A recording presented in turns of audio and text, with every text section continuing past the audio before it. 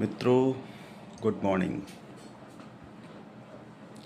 जब भी हमारा मन शांत होता है और मन के अंदर कोई प्राकृतिक अकस्मात विचार होता है तो उसको हम मौलिक अधिकार के अंतर्गत समाज हित में, जिसमें किसी का भी किसी भी तरीके से प्रत्यक्ष अप्रत्यक्ष रूप में अहित ना हो, अपने विचारों को का संकलन हम अपना एक छोटा सा चैनल है सोशल थिंकर फॉर नेचर पर अक्सर डाल दिया करते हैं। गर्मी बहुत तेज़ पड़ रही है और आने वाले समय में और तेज़ पड़ने की संभावना है।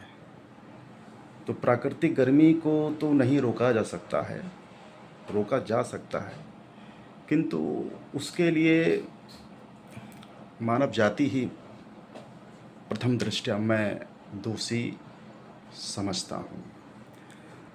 अगर इस संसार के अंदर प्रत्येक प्राणी का मतलब मानव जाति के लोग पेड़ पौधों का संरक्षण करें, सुरक्षा करें, पौधे लगाएं, ख़ास तौर से उन पौधों को लगाएं जो ऑक्सीजन की मात्रा को बढ़ाते हैं। हमारे इर्द गिर्द कई प्रकार के प्रदूषण हैं। इन सारी समस्याओं का सिर्फ एक ही समाधान हो सकता है कि हम पर्यावरण को बढ़ावा दें। सरकार तो बढ़ावा दे ही रही है, किंतु सरकार एक तंत्र है, एक सिस्टम है, उसको भी काम हम जैसे मनुष्य से ही करवाना है। अब डिपेंड इस पर होता है कि हर वर्ष हर 6 महीने की प्रक्रिया में लाखों पेड़ लगाए जाते हैं, किंतु जीवित अवस्था में कितने रहते हैं? लाखों में अगर 1000 10,000 पेड़ जीवित रहता है तो फिर पर्यावरण हमारे हिसाब से मानक के अनुसार संतुलित नहीं हो सकता है। हकीकत में वास्तव में देखा जाए तो पर्यावरण ही सब कुछ है। हमारे आसपास इर्द गिर्द जितने भी गैसेस होती हैं, मिसाल के तौर पर ऑक्सीजन है, कार्बन डाइऑक्साइड है, नाइट्रोजन है, आर्सेनिक है, अन्य गैसें जिनसे मानव जीवन का विकास चल रहा है या जीवित रहने की प्रक्रिया चल रही है, तो उसमें सबसे महत्वपूर्ण जो ऑक्सीजन होती है वो होती है ऑक्सीजन। सभी लोग अच्छे से जानते हैं, ख़ासतौर से पढ़े लिखे लोग जो विद्यार्थीगण हैं, शिक्षार्थी हैं, उन्हें इसके बारे में ज्ञान होता है, किंतु उस ओर नहीं जाना चाहते हैं कि प्रकृति की सेवा कैसी जाए। जिस तरीके से हम मंदिर, मस्जिद, गुरुद्वारे, चर्च में जाते हैं और हर रोज़ अपने कीमती वक्त में से भी कीमती वक्त निकाल कर जितना भी समय दे सकते हैं अपनी सुविधा अनुसार देते हैं, ठीक उसी प्रकार से पर्यावरण के लिए यानी पेड़ पौधों के लिए, यानी जो सरकार के द्वारा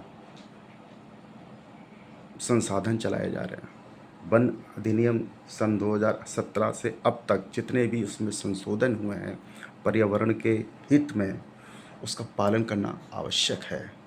यदि हम पालन नहीं करते हैं तो आने वाला समय बहुत विकराल हो सकता है। प्रकृति से छेड़छाड़ करने का मतलब मानव जाति के साथ साथ जीव जंतु हों या कुछ भी हो, वो सब कुछ नष्ट हो सकता है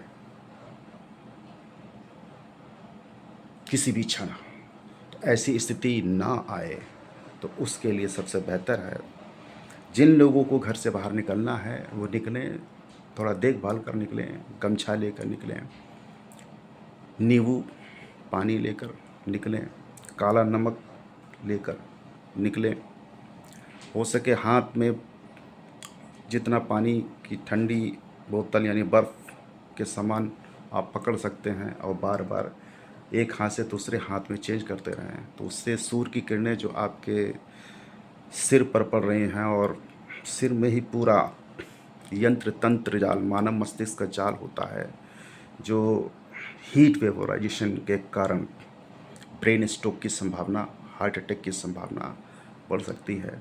तो उसको रोकने का सिर्फ एक ही विकल्प हो सकता है कि आप तरल पदार्थ का सेवन करते रहें, चिकने पदार्थ का सेवन ना करें। नींबू पानी और मिर्च का एक जो दाना होता है, नाश्ते में मिर्च अवश्य खाएं। भले ही चाहे एक दाना आपकी बॉडी में जाए, वो एक दाना आपकी बॉडी में अगर पहुंचता है और नींबू का अर्क पहुंच जाता है और सामान्य स्तर का जल आपके शरीर में विद्यमान रहता है, पानी की कमी नहीं रहती है, तो निश्चित तौर पर हम कह सकते हैं कि आपको शायद किसी चिकित्सक यानी डॉक्टर के पास जाने की आवश्यकता ना पड़े, क्योंकि जीवन अमूल्य होता है और जल ही जीवन है। जल एक ऐसा तत्व है, इस संसार के किसी भी जगह आप चले जाएं, बगैर इसके दुनिया शून्य है। हालांकि पीने लायक जो जल है विज्ञान के अनुसार 1% ही है, बाकी जितना जल जो होता है वो पीने लायक नहीं है। फिर भी कई देशों ने कुछ ऐसी विधियां अपना ली हैं, कुछ तरीके यंत्र संयंत्र लगा लिए हैं कि वो उस खारे पानी को भी सामान्य पानी बनाकर दूसरे देशों को सप्लाई कर रहे हैं। कारण क्या है? जल ही जीवन है। तो जल की सुरक्षा और रक्षा तो हम नहीं कर सकते हैं, किंतु हम अन्य स्रोतों से अक्सर देखा जाता है, खेतों में पानी चल रहा है, समरसेबल लगातार चल रहा है, घरों के अंदर पानी चल रहा है, पानी की कमी नहीं है, किंतु पानी का हम दुरुपयोग, हम सभी लोग नहीं, कुछ लोग ऐसा करते हैं कि बेपनाह पानी बहाया जा रहा है और जो जीव जंतु हैं वो बेचारे प्यासे होते हैं। अगर उन्हें सुविधाजनक स्थान पर नदी तालाब के पास जल का साधन मिल जाता है तो वो अपनी प्यास बुझा लेते हैं, किंतु बहुत से आज भी ऐसे गांव, ऐसे शहर, ऐसे प्रदेश आंशिक स्तर पर हैं जहां पानी की बहुत कमी है, पानी खरीदा जाता है। फॉर एग्ज़ाम्पल गुजरात के अंदर भी कुछ गांव ऐसे हैं जहां पर पानी बहुत मुश्किल से मिलता है। आप राजस्थान में चले जाएं, पानी बड़ी मुश्किल से मिलता है। इसलिए मित्रों, जल ही जीवन है, जल को सुरक्षित रखें, गलत तरीके से उसको बहने ना दें, कोशिश करें जितनी ज़रूरत है उतना ही जल का इस्तेमाल करें और प्यासे को पानी पिलाने का प्रयास करें, वो चाहे मनुष्य जाति के लोग हों या जीव जंतु हों। क्योंकि जब आपके अंदर एक अच्छा विचार आएगा, जब आप किसी को जीवन देंगे, तो निश्चित तौर पर मेरा खुद का व्यक्तिगत अनुभव है कि आप किसी भी परिस्थिति में हों, मानव जाति के रूप में या जीव जंतु के रूप में, कोई न कोई साधक साधन बनकर आपकी मदद करेगा। ये मेरा व्यक्तिगत अनुभव है। इसलिए मित्रों, जैसा कि सरकार के द्वारा निर्देश दिए जा रहे हैं कि पेट्रोल को बचाना है, डीज़ल को बचाना है, गैस को बचाना है, तो वो हमारे भारत के प्रथम नागरिक हैं, जनप्रतिनिधि हैं। यदि वो कह रहे हैं तो कुछ सोच कर कह रहे होंगे। जो व्यक्ति विभिन्न देशों का भ्रमण करता है तो निश्चित तौर पर वहाँ से एक अच्छी तकनीकी लेकर आता है, अच्छा ज्ञान लेकर आता है और भविष्य में संभावित कोई समस्या या परेशानी होने वाली होती है तो वो एक लोगो नियम लागू करता है कि भविष्य में अगर इस तरीके की कोई परेशानी आती है तो हम भारत देश की जनता को किस तरीके से आंशिक स्तर पर सुविधा मुहैया करा सकते हैं। जीवन देना ज़रूरी होता है, ना कि सुविधाओं को छीनना। समय समय पर सुख भी आता है और दुख भी आता है, ये प्रकृति का नियम है। जिसने प्रकृति की भाषा को समझ लिया उसका जीवन आनंदमय हो जाता है, और जो प्रकृति से हटकर भोग विलास लग्जरी लाइफ में ही व्यस्त रहता है, तो बेशुमार उसके पास धन दौलत हो, बेशुमार वो शरीर से मजबूत हो, एक वक्त ऐसा आता है ना तो धन उसके साथ देता है, ना दौलत उसके साथ देती है, ना लग्जरी लाइफ के साथ देते हैं, ना उसके मित्र साथ देते हैं। इवन घर के जितने भी लोग होते हैं, हो सकता वो भी साथ ना देते हों। एक कारण हो सकता है, यदि धन है तो जब तक धन मिल नहीं जाता है तब तक तो आपको सुविधा मिलेगी, और यदि संभावनाएं धन की नहीं होती हैं तो लाखों लोग घर के बाहर पड़े हुए हैं। अमीरों के महलों में रहने वाले झोपड़ी में अपना जीवन यापन कर रहे हैं। तो ये सब प्रकृति की माया है।